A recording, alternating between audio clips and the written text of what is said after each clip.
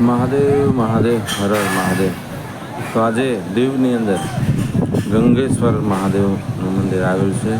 એક જબરજસ્ત દરિયાના કાંઠે અને વર્ષોથી આ મંદિરની અહીં સ્થાપના છે. અને મંદિરની એક વિશેષતા વાત કરું તો મહાદેવને આપણે જળ દઈએ છીએ, પણ આ પ્રકૃતિ અને ભગવાનની કૃપાથી આ ત્રણ શિવલિંગને દરિયાના પાણી દ્વારા જળ ચડાવાઈ જાય છે કન્ટિન્યુઅસ.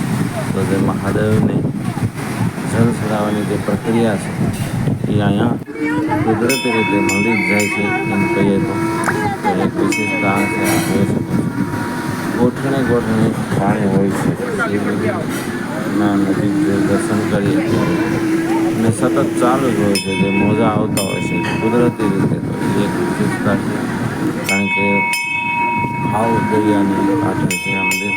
અને યાત્રાળુઓ પણ શ્રદ્ધાળુ અને શ્રદ્ધાથી આવી અને આ મહાદેવના દર્શન કરી અને ખૂબ ધન્ય બને છે.